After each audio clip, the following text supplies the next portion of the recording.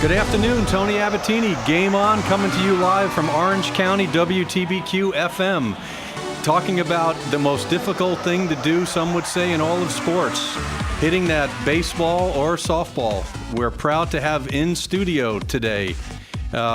Even the Yankee fans can certainly acknowledge and appreciate Howard Johnson of the New York Mets. For those of you that don't know much about Howard, shame on you, because he's been playing for quite some time, 14 years at the major league level, a two-time World Series recipient, both with the Detroit Tigers and the New York Mets, two-time All-Star, two-time Silver Slugger Award. Still is the only New York Met to lead the National League in RBIs. But more important than all of the accolades that Howard has put forward, probably one of the best teachers of the game, particularly in hitting in the country, from being a major league hitting coach to a third base coach, first base coach, managing at the minor league level. Howard gets it. He understands that what goes on at the major league level is certainly different than what is going on at the youth level. He's here to really talk about how you, as a parent, little league coach, high school coach, can improve the hitting skills of your son or daughter. Howard, first of all, we want to welcome you to New York. Thank you, Tony. Appreciate it. Howard and I have been working together probably for about a decade now. Yep. We first met. Howard, why don't you explain how you and I met? Well, I was just starting out my coaching career in the minor leagues with the Mets, and I believe it was 2000, right? First year at Brooklyn? Yep. No, or 2001. Right. And you were there, and I was like, "Who's this guy with the camera?" And all these props and stuff. But I was attracted to you, Tony, because you had a lot of good information. The stuff you were passing along to us and the players. For a long time, I thought that was something that was needed in sports, and in our industry was necessary. The mental skills, visual skills, those kind of things. And so you and I really hit it off, and we just kept going from there.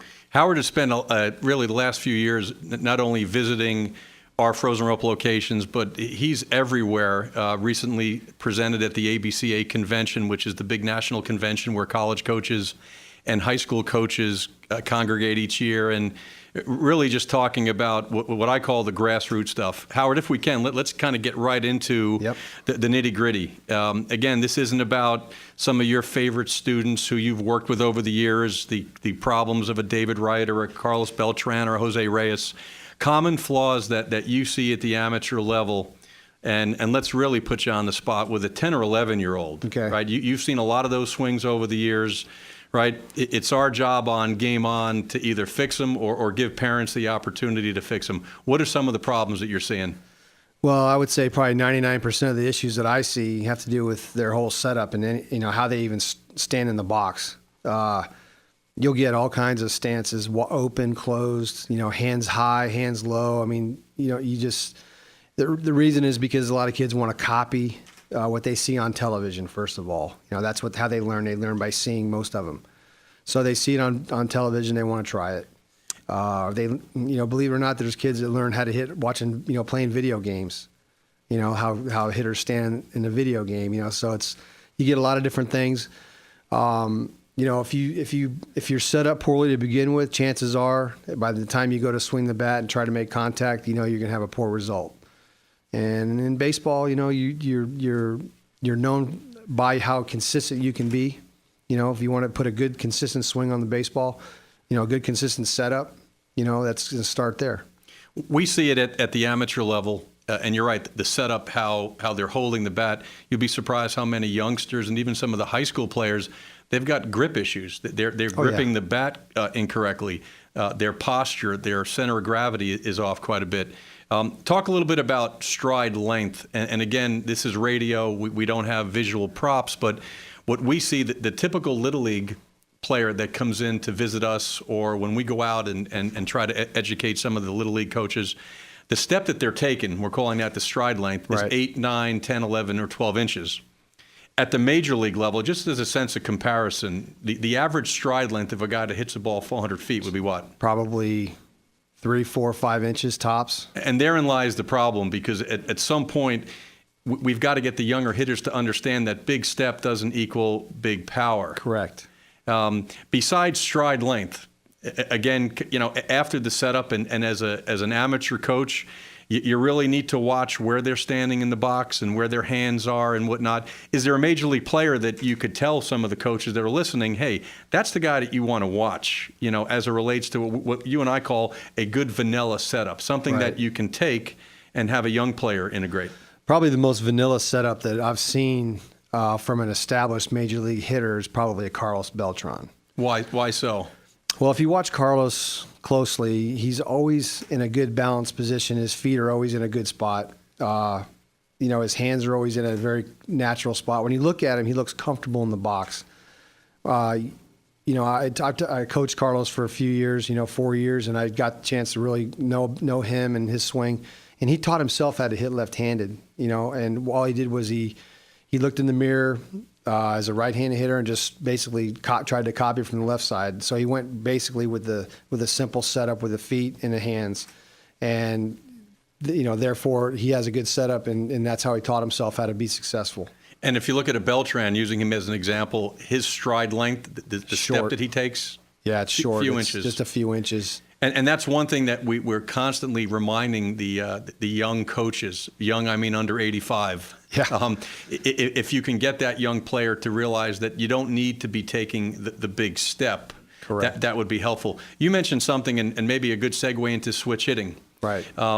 Well, certainly your son, Glenn, who is a switch hitter, right, who's playing professionally now, at what point did you start realizing that maybe like Dad, and certainly you being a switch hitter, when do you start experimenting with that? And how do you start doing that for some of the dads out there that maybe have a 7 to 10-year-old? Well, let me first say that the later you start, the more difficult it becomes. I mean, it exponentially just gets worse. If you start when you're, in high school age, you're almost doomed, because there's so much failure that goes on anyway in baseball. And when you throw in the element of being a switch hitter, taking somebody from something that's natural and putting them in an unnatural spot and trying to, hit the baseball, you're asking for, a lot of problems. So the earlier, the better. My dad, made me a switch hitter when I was 4 years old. He told me, he made me stand over on the other side of the box and hit.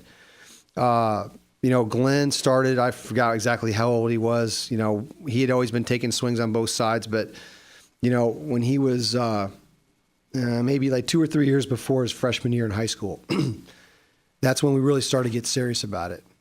The goal was, by the time he was a junior, I wanted him to be fairly proficient at it so that he could stand in the box, compete against pitchers that could throw a breaking ball that wasn't going to lock him up, and he could compete, at that level as a junior. And the reason I chose junior is because that's a year that, from a college standpoint, you're really starting to get looks. You're starting to figure out, whether or not, you're going to want to play this game, past high school ball, if you're going to be good enough to even, move past college ball. I mean, you just don't know. So that's kind of a critical year.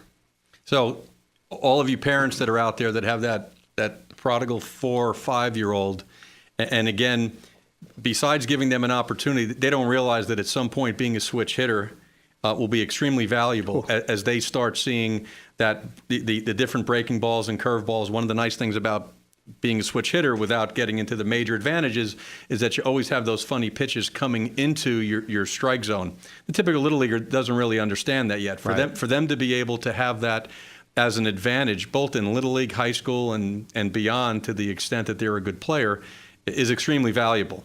Howard, if we can, video. I know as a major league hitting coach, video is a big part of your teaching and instruction. Go on to any website and you can find videos on hitting, pitching, or whatnot. This is my opinion, but I wanted to get your feedback. I think video at times has hurt the typical American hitter. And I'll say why, and I want you to agree or disagree. Sometimes information overload is a problem. You have every dad that's out there now that has downloaded a video of XYZ former player and now thinks that information is the gospel. Your thoughts on that? My thoughts is that you can't learn a sport like that just by watching a videotape. It's impossible. The reason is because, and this is a part of the problem too, Tony, is that we, as coaches, as parents, we look at our kids And we try to break down the swing, so much that it becomes a series of moves that, leads to another series of moves that, leads to another series of moves. So you end up getting a lot of confusion at the end, and you get brain overload, and you'll hear guys all the time when they get frustrated say, I just want to swing the bat. I don't want to think about nothing. Well, that's the natural state that you should be in when you're a hitter. Simplify it to one or two things, and then boom, it's just automatic. You train your swing, and at the end of the day, when you're in the box, it's just about finding the baseball and letting it happen. You don't have time to think about each part of that swing. You just do not have time. There's too many variables involved. And if you start to think about where everything's at, then you've lost sight of where the baseball's at. And I think that's the problem with frame by frame video, and really even certainly after you've played, we can break down the swing to the nth degree. I think the problem many times, the well-intended amateur coach is teaching in this frame-by-frame segmented way. Correct. And the expression we use, sometimes when you can break Humpty Dumpty, but when you put Humpty Dumpty back together again, you've got a series of parts. Yep. Scouts call it the American hitters, right? You see the kids that are from mainland America that, again, with the very best of intentions, have been taught the negative move and the backstretch and the hands and linear rotational. The swing is, as you accurately described, is one piece. Correct. Yet go to any little league or high school game, and it's a series of these little pieces that eventually becomes a problem because it doesn't flow. Or you've got, and again, I don't want to pick on the American hitters, right? They're thinking about elbow position, their hands, their stride, and everything else. When they're stepping in the box, and we'll talk more about this when the show is dedicated to the mental game, it's just simply be the ball. Manny Ramirez's famous quote, right? When I'm in the box, I have to be the ball. And I think that's where a lot of young little leaguers that have this information given to them lose sight of the fact that this thing's coming at us at some point, and we've got to be ready. Tony Abbatine back here with Howard Johnson. We're talking about, in our opinion, probably the most enjoyable thing to do, Howard, growing up. Going to the movies, girls and everything. Playing baseball, and particularly hitting. We've been talking on the baseball side, but certainly softball. I know you and I actually watched videos of our friend Jessica Mendoza this morning, and for those of you that do have a daughter, you better make sure that they're learning the swing. No baseball swing, certainly no softball swing, right? A good swing is the good swing. Let's get back to, if we can, some of the other common flaws that you're seeing at the, and again, we're defining the amateur level. This is not Little League. This is high school and college.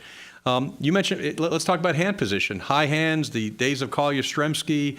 I'm dating myself, Roy White, where he used to put the bat down on his hip. You've got a young softball or baseball player, right? Where exactly should those hands be to make it easy? I call it the maintenance-free vanilla swing. Any suggestions there? The best thing to do is just rest your hands on your back shoulder and just take them off from there. And they should be up, around the level of the ear, about that height. But they shouldn't be, way out over the plate, hanging out over the plate, or way behind you. Or it should be, not where you're locked out, where your arms are barred out, where you end up being real stiff. Just an athletic position with your hands. Your hands should be almost on automatic anyway. By the time you get into that back stretch and you're loading, okay, your hands are going to go to a certain spot, and then from that point on, once they go, they're going to go. Let's move back down to the legs if we can, okay. Coach. Some cookies we can provide the coaches on what to look for as it relates to the lower half of the swing. Well, I think we touched on it a little bit earlier with the setup. One of the things we'd see with regards to the stride is how far that kids stride, and we'll either see two things: either they stride too far or they don't stride at all. And there seems to be like a prevailing thought out there right now that to take away the stride, because kids can't seem to master that, they just want to eliminate it. And when you do that, you really rob yourself of a good deal of recognition of the ball, your transfer of weight, your ability to get your lower half involved. You become more of a rotational kind of a hitter, if you can imagine that, just kind of spinning out of the swing as opposed to, from back to front, and then through the baseball. So a no stride is a big problem. I see that all the time. Unfortunately, some big league guys will do it in different varieties of form, and kids see that and they want to practice that, and they end up really stunting their growth, in my opinion, into becoming a good hitter. We'll stay on the mechanics of the swing before we head over to, I know something you and I talk about, and you hear it all the time, 95% of the game is mental. Mm-hmm. The physical part of the swing, and you'll actually see coaches criticize or yell at kids, hold on to the bat with two hands. Yet you watch the guys that make a living doing it, and forget the guys making a living. We've been blessed to have Jessica Mendoza, two-time Olympian, probably the best softball hitter in the world, in New York, and partner with us to teach hitting to the young ladies. And you talk about a beautiful high extension, one-hand release finish. Is that something that little leaguers can look at? And what are the pros and cons of having that one-hand release?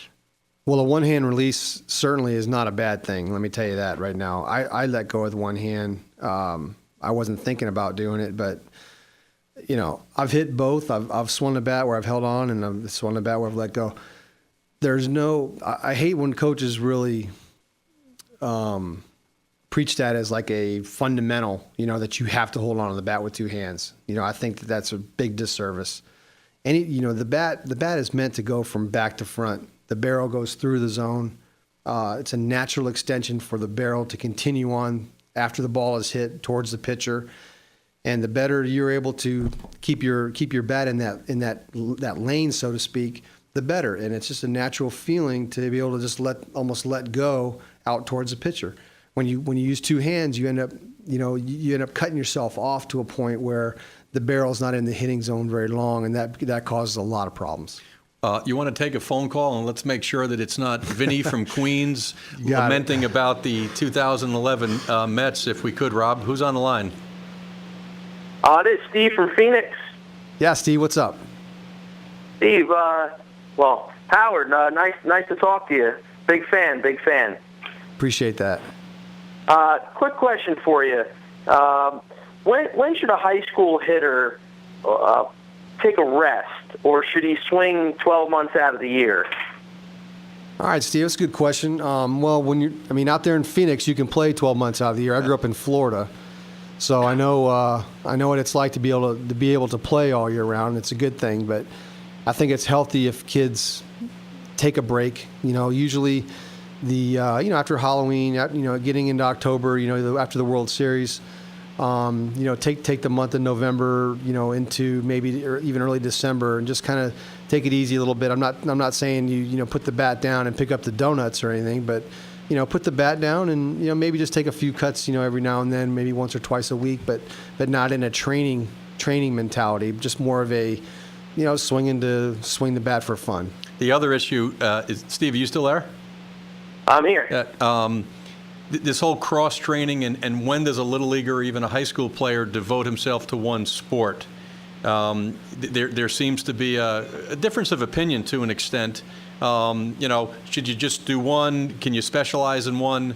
Howard, before I give an opinion, right? You're the guest. Mm-hmm. Certainly you played football, you played basketball. We're a big believer of cross-training, as in, maybe by the time you're a junior and you need to get some rest in, maybe the winter sport gets peeled back. But other than that, children need to learn how to compete. They need to do different things. I see it, and it's happening more and more. Well, my son's just a baseball player. The shoulder elbow needs rest, and quite frankly, your son needs rest from the sport. Your thoughts on cross-training at an early age? Absolutely, it's a good idea. There's no reason really to lock yourself up into one sport at an early age. You learn so much from the other sports, and you learn, like you said, Tony, you learn how to compete, and that's what it really comes down to. It's when you're playing a game, whether it's baseball or whatever, you're competing against something, and the more times you can get out there and experience what that's like, the better. And competing in basketball is a little bit different than competing in baseball. Competing in football is a little bit different than competing in baseball. So yeah, there's different things you learn. You develop different parts of the body, the muscles, and the moves. It helps you become more athletic, more well-rounded athlete. That can only help you in the sport down the road. If you have the ability and you're good enough to go past high school, that's just going to come back as a positive for you. Our caller mentioned about when to rest and when to swing, and for the parents that are out there, and again, we mentioned it in the first show, the single biggest influence on a young athlete's development and opportunity to make a Little League team or district team falls on the shoulders of the parents. At the end of the day, whether it's the frozen ropes locations of the world, all the other places that do what we do, the biggest influence on a young child's career, and you could probably say the same thing about his schoolwork and classwork, will be the parents. Mm-hmm. I think the one thing that you have to watch is, we call it cardio hitting, right? This is someone who takes 100 swings with no plan. This is a young 10-year-old that takes 50 swings the wrong way. And we'll kiddingly say you're better off playing video games than taking those 50 swings that you're doing 5 things right or wrong. The whole quality versus quantity strategy. Yeah, exactly. Baseball is, and I had to learn that. I learned that as an older player. I remember when I got to the Mets, and Buddy Harrelson was our infield coach, and I used to be out there taking all these ground balls, and you end up beating yourself up with it. And Buddy would say, look, instead of taking 100 ground balls, why don't you take 25 and really concentrate on 20 of those and not let that be your workload. And it's so contrary to what most of us learn in everything. The harder you work at it, the more time you put into something, the better you're going to be. Well, it's so contrary to that. Really, in baseball, you don't have to work like that. You don't have to work with the reps and the amount of swings to get the desired result. At some point, it becomes a negative, and you have to be very conscious of that as a parent. You have to be, aware of how much work your son or daughter is doing to prepare. Joining us this afternoon, one of the good guys in baseball, in the days in which you read all about all these knuckleheads that played, probably one of the nicest guys, the family guys, one of the best teachers, former New York Met, and now national instructional hitting guru Howard Johnson joining us in studio. Hojo, we're going to take a call from, looks like we've got someone at a batting cage that has a question, right? Okay. Looks like the dad right now is giving out some bad information. We're going to nip it in the bud and hopefully help out little Johnny. Who's on the call? Hello? Looks like we lost him. We might have intimidated him. Yeah. He was going to be talking live. He didn't hear the good guy part. I guess not. We mentioned before, and you hear it all the time, 95% of the game is mental, and certainly at the level that you've played at, Howard, and coaching at that level. I think at the amateur level, I'm going to say it's 97% mental. If it's 95% at the major league level, these poor little kids that are getting up there, either afraid, scared, confidence issues, not knowing that relaxation is a skill that the sooner as parents, as amateur coaches, we can teach the understanding of breathing and visualizing and what goes on in the on-deck circle, and giving these little bodies a chance to perform. We can spend hours just talking about the mental game, but the biggest issue, and this is unique to baseball, it's inherently a game of failure. Correct. Yep. That's the reason. It's because you fail more than you succeed. Even if you do everything right, technically you fail if you hit a line drive at somebody and it gets caught. And those are difficult things to deal with because you want success. Looks like we have a caller back now. Hello, you're on live with Howard Johnson. Hi, guys. Can you hear me okay? We can. Yep. Okay. Hey, Tony. It's Sean from Chester. Hello, Sean. Good show so far. Joe, the guy before me actually took a little bit of my thunder, but I just had a question in regards to my son's had the privilege of playing for a travel team for Frozen Ropes, but he definitely loves football as well, and just had a question in regards to, and you had said it before, that it's good to experiment with other sports, but when would you start if I feel that my child is developing better in baseball than, let's say, football? When would you say you start trying to steer more towards that direction? And in the spring when you have travel baseball all year round, is it okay to play, let's say, travel baseball and for a Little League team? Is there too much at one time when they're 9, 10 years old? Thank you. That's a good question. Well, there's a lot of answers, a lot of layers of that question, and there's a lot of answers to it as well. The first thing that comes to mind for me is, how does a kid feel about playing all these different sports? Is he having fun playing football? Is he having fun? Is he having fun playing baseball? Okay. And those a lot of times that will dictate when it is you have to start paring back one or the other, because if trusting you understand, look, when your kid gets older and he's playing, if he's not having success at something, he's not going to enjoy it as much. He may not want to play it as much. So let that kind of be a guide as to when maybe to start, rescheduling some of these things and maybe start, focusing on some of the stuff that he does well, that he really enjoys playing. Mm-hmm. How old is your boy right now? He just turned 9. And the thing is, with football, he loves football so much. He's a running back. There's so much action involved with it. With baseball, he is talented in there, but sometimes I think if he's not either pitching or catching or playing first base, sometimes he'll catch anything out in center field, but sometimes when the balls aren't hit to him as much out there, he kind of sometimes loses focus. And I'm hoping that as he gets a little bit older, that's something that will develop a little bit more as far as the focus. Right. Well, there you go. He loves to play football right now. He's 9 years old. There's no reason for him to give that up. There's no, if he enjoys playing baseball still, then let him play it. But maybe you don't have to play on every single travel team that's out there. Maybe you pick one or two. Maybe find one or two things and start scaling some of that back. And you know what, Howard, you're right. That's the balancing act that every parent, not knowing how good the student is, responsibilities at home.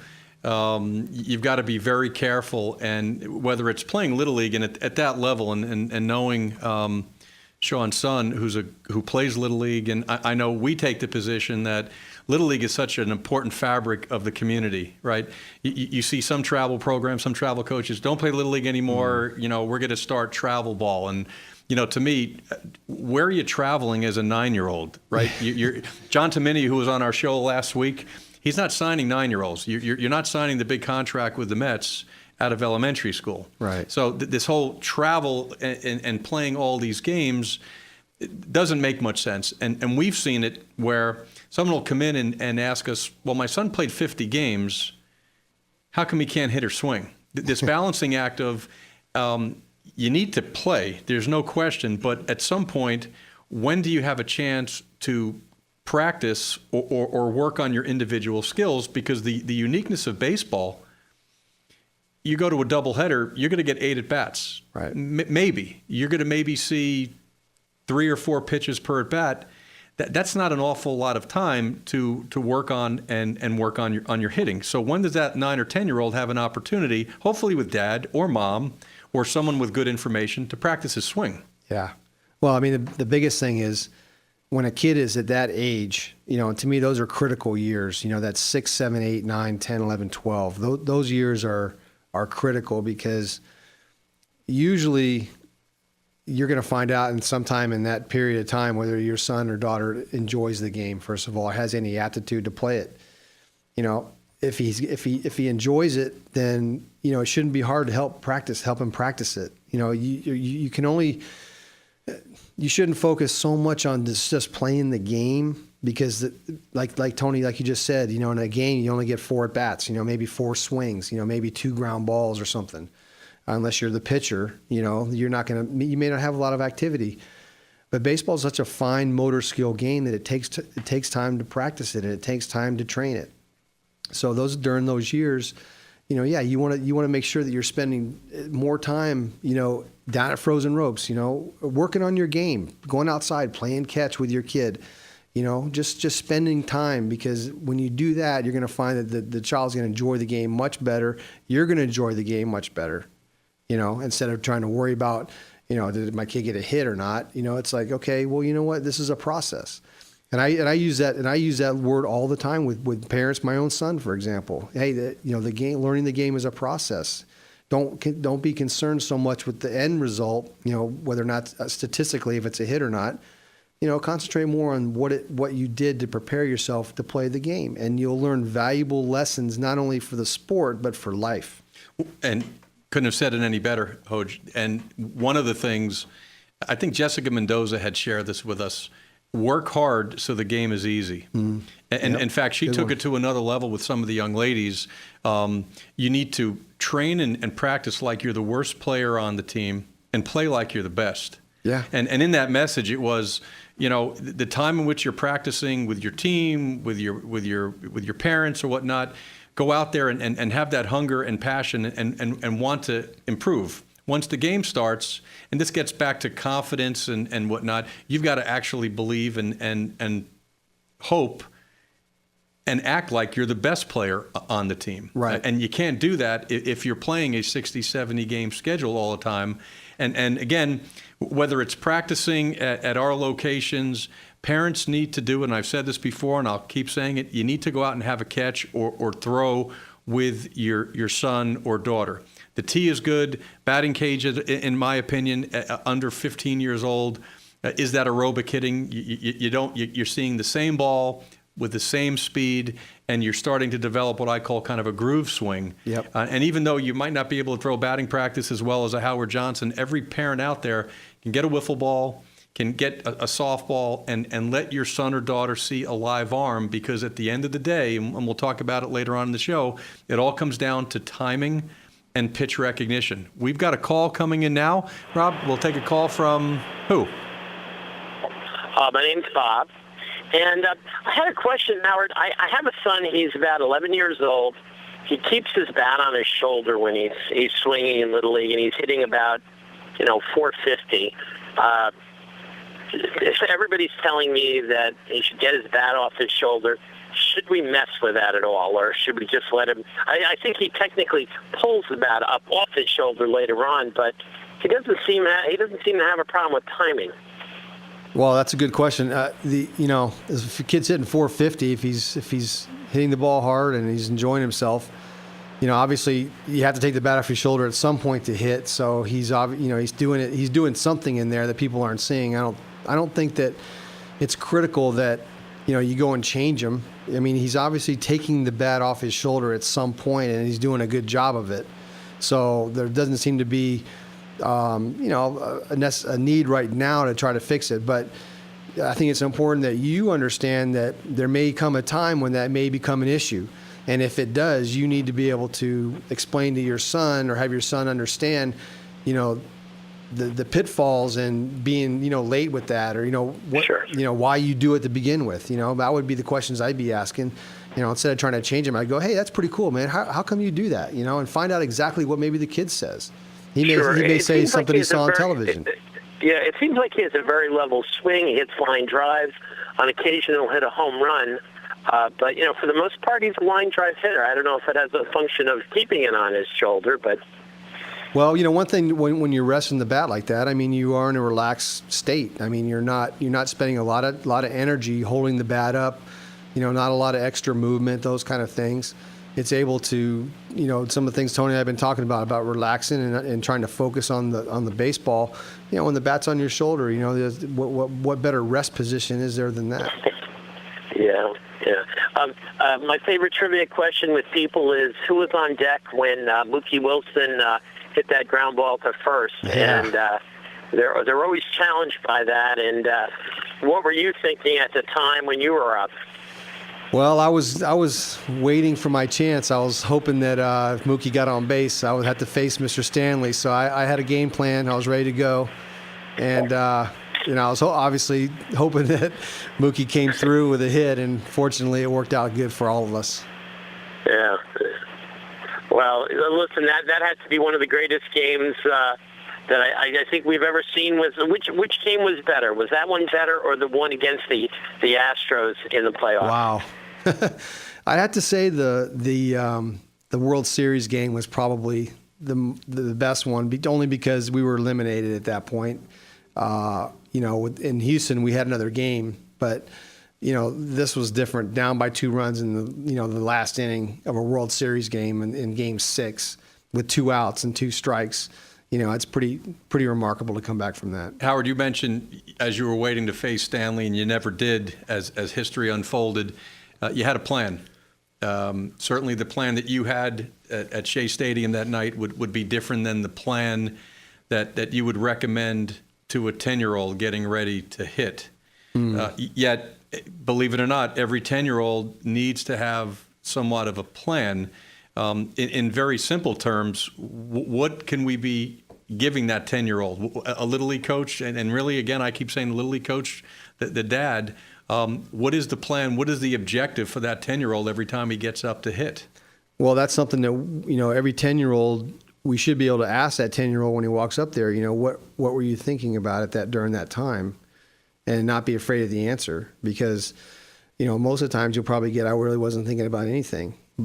And that's kind of an elementary answer. It's not a mature answer. A mature answer is, I went up there looking for a fastball. I went up there looking for, something, away from me. When you're 10 years old, there's not a whole lot of things that can go through your head, but you should have some plan, whether it's when you walk in the box and how you relax, taking a belly breath, letting that out, getting that focus on the pitcher, and trying to block out everything else that's going on in the game at that time. I think one of the suggestions we give to the young players, and certainly 10, they're not going to have major strategies. I don't know if they're going to be sitting on a breaking ball or looking for the splitter like you'll see guys at the major league level, but starting to build a routine. It's great. Our Born to Play program, which are a bunch of 4 or 5-year-olds, we actually teach them how to walk into the batter's box, how to measure up, which is our teaching term for where to stand in reference to the plate. We'll teach them how to play the piano, the classic finger wiggle, to teach them to keep their grip at a level that'll make sense. The Manny Ramirez elephant trunks. Yep. All that gives them some consistency and gets them away from thinking way too much about where my elbow is and what's going on. At the end of the day, that 10-year-old's plan should be, here's my routine. I'm going to do it every time up. Yeah. They need to understand the strike zone really at that age. If they can just simply swing at strikes, that's going to be an A-plus plan at that level. Absolutely, Tony. And you'd be surprised. I mean, I think it'd be a great exercise to ask 10-year-olds on a typical, Little League team, after their at bat, what were you thinking when you walked up there, and just kind of get their answers. But yeah, it's, that is not too young of an age to start coming up with a process, a checklist, routine, and getting ready to hit, because that you're developing good habits when you do that. Tony Abbatine, Game On. We have Howard Johnson talking baseball, talking the X and O's of the game. Howard, how does it feel not to be on WFAN or any other place where Vinny from the Bronx or Queens talks about and asks all these questions about back in the day? Little different content for you today. I really enjoy it, Tony. I mean, it's great to be able to talk to people and, impart a little bit of knowledge and some of the things that, you and I have worked on and we talk about all the time. And with the goal of being to make the game more fun and enjoyable for boys and girls. And it's really just taking the major leaguers that we see center stage each night on ESPN and having an opportunity, having dialogues like this to learn from them, right? We can watch the game, but what we're trying to do, and the feedback so far has been tremendous. Okay, can we take the information? Can we look at a swing like that? What does Mariano Rivera do? What does a Manny Ramirez do? A Jose Reyes? What are they doing? And to what extent can we get this good information down into the trenches at the youth level? If we can, Howard, the game started now, and we've been talking about hands and feet and whatnot. What we see at the amateur level is an overabundance of teaching, over-teaching once the game starts. Some suggestions, some parameters, particularly hitting when, my God, there's so many things to do, to concentrate on. What can we be telling some of the youth level coaches as to what they should be talking about when the game starts, and what we call some of the red flags, the things to stay away from as it relates to mechanics once the game starts? That's a good one, Tony. I believe that once a game starts, that the coach's input should be limited. I mean, we've all been at games where there's just constant, advice being yelled at the kids from parents that are not, in the dugout, to the coaches that are in the dugout, to the coaches that are on the field. There's a lot of stuff like that going on, and all that does is clutter a kid's mind when really all that preparation should be done, in the dugout with the hitters that are getting ready to go bat. When they go into the on-deck circle, or they're just waiting their turn, they should be going through their checklist. They should be watching the pitcher first of all. Don't underestimate the value of just watching the game, as a kid or as a parent. I would encourage my kids or the students that I'm teaching or I'm working with to, if we're in a game scenario, to watch the game, watch the pitcher, watch the infielders, watch what's happening. You can learn a lot by just observing. I think, again, with hitting, Howard, you're right. There's a time and the place to talk about hands and the stride. We talked in the preceding show about our friend Louie, right? How all little hitters need to talk about late, over, under, early. If you can keep the chatter to the game itself, you're going to have a better hitter. It is not the time to be doing reconstructive surgery on the boy or the girl's swing at that point. It's about getting them to believe that they can hit. And on so many occasions, and it's youth level to the big leagues, if you think you can hit, you can hit. Yeah. It is such a simple but powerful message. Take that bad swing with all the things that are wrong and be on time with it. There you go. Okay, and if a parent coach can understand that, right, having that belief system and letting that hitter know at this point, I got a weapon in my hands, they call an aluminum bat. I don't care where my hands are. I don't care where my feet are. Somehow, some way, I'm going to battle and put this ball in play. And certainly at the amateur level, you put a ball in play with those aluminum weapons, it's probably a double anyway. Yeah, that's true. So I think that the time to build and teach, there's a place and time for it. Let's talk about guessing. This is more at the high school level. You'll watch major league hitters sometimes, and people watching will say, "Wow, he must have known that curveball was coming," or "Boy, that was a 97-mile-an-hour fastball up and in that Albert Pujols pulled. How did he get his barrel out in front?" So we can understand, and more importantly, understand how can the coaches start teaching what I call guessing. I know you call playing a hunch, sitting on a pitch. What is that, Hojo, and to what extent can we teach that even at the younger level?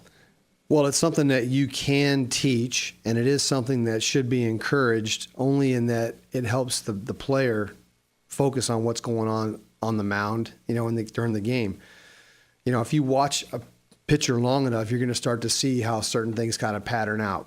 You're going to start to see those things. You're going to start to see how you're being pitched, how others like you are being pitched. I used to tell like Davis all the time. I say, if you want to see how you're going to get pitched in a ball game, go watch Adam LaRoche. Watch his videos of the games that he's facing this particular pitcher. And I'll bet you that's how you get pitched in the game, because they're kind of similar in, body style and swing. And sure enough, that gave him at least a little bit of a baseline to go off of. Doesn't mean it's infallible. Sure, you're going to make mistakes, but it just shows that you're paying attention to what's going on. One word I like to use is anticipation instead of guessing so much. It's more anticipate. I had a question asked from me the other day from a father. He asked me about his son is having trouble with pitches that are inside, and I said, well, is he looking for the ball in? And he said, no, I don't think so. Well, I said, well, why don't you have him start looking for the ball in there and see what happens, And sometimes it's just a simple thing like that, just looking, anticipating, where a pitch might be, a location. We talked briefly about the mental part of the game. We use words as parents. Johnny, you got to concentrate. You got to focus harder. Billy, you got to relax. Right? All these words that are really conclusions. Get a hit. Got to get a hit. How about this one? Got to throw strikes, right? Yeah. You walk out to the mound, you see the well-intended Little League coach get out there. Billy, you need to throw strikes. Yeah. I would love a Little Leaguer to at some point say, well, what the heck do you think I'm trying to do out here? I'm not trying to throw it over the backstop. Some good teaching techniques for that scenario, right? You've got a pitcher that's struggling. You've got a hitter that's struggling. Calling time out and walking over to that youngster. What, if any, powerful message can we share that might be helpful? All I say is concentrate on the process. If you're a pitcher, say, and you're having trouble throwing strikes, and you have to kind of regroup and go through just your progressions. What you do when you're doing your windup. Where's your balance at? Just kind of find your feet, find your body, kind of get yourself centered, and then just think about this is just like throwing on the side. I'm working with my coach right now on throwing strikes. And this gets back to the building of a routine, right? Yeah. The building of a routine, to me, is the lifeline for these little leaguers. That if they step out for a second and practicing, all right, let me take a breath here, I'm going to come back in again. And that doesn't magically happen. Right. If the coach, the parent, the player himself doesn't practice that routine in practice or in his backyard, it doesn't magically happen in a game. But when the you-know-what's hitting the fan, if you will, being able to go back to what I call all reliable. I'm going to touch the plate. I'm going to have a swagger. I'm going to take a belly breath. I'm going to put the bat on the shoulder, right? And I'm going to plug in one powerful message, what we call that pre-pitch phrase. I believe, hands, I'm the best. I love my mommy. I love my daddy. Anything that's positive and personal, if that's practiced over and over again, that's where that 10-year-old can simply go back and repeat this process that we're talking about. Exactly. And as coaches, I think going in and not talking about that, because quite frankly, most Little League coaches, they wouldn't know how to teach that. So you kind of teach what you know. You call timeout, you walk over, and probably in the wrong tone of voice, right, and using the words that are more condescending than positive, we make that youngster feel even worse. Yeah. Well, what happens is that things just spiral out of control so quickly that everything starts to fall apart. The phrase I like to use is the ability to think on your feet, and that's a skill that is taught at a young age. When you are 10, 9, 10, 11, 12 years old, you're playing Little League baseball. You've got parents, everybody's screaming out there, to be able to think about the process of my swing, taking the same swing I took off the tee during my lesson time, the night before or whatever. That will serve you well going forward. If the best players in any sport have that ability to kind of be aware, self-awareness of what's going on around them, and yet block it out to concentrate on what it is they're trying to do, the act that they're trying to perform. And let's not forget, and this is where I know the soccer, the basketball people will say that the free throw is the hardest thing to teach and whatnot. You've got the element of danger. You've got the fear factor that's certainly a part of the amateur level. You're trying to hit a round object with a round instrument, and the ball doesn't come straight most of the time. It's a very difficult skill to forget master, right? If you fail 70% of the time, as the expression goes, you're going to be a multimillionaire at some point at the major league level. I think managing expectations and being very patient.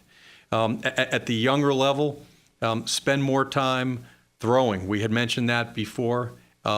Let the young players at a very early age, the big leaguers, strike out. It's okay that you can do that also.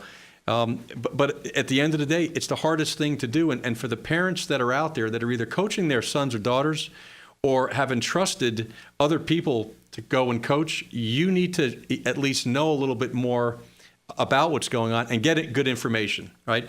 We've got about 10 seconds left. We want to thank Howard Johnson for being here. We'll have Hojo back on talking more hitting at this point. And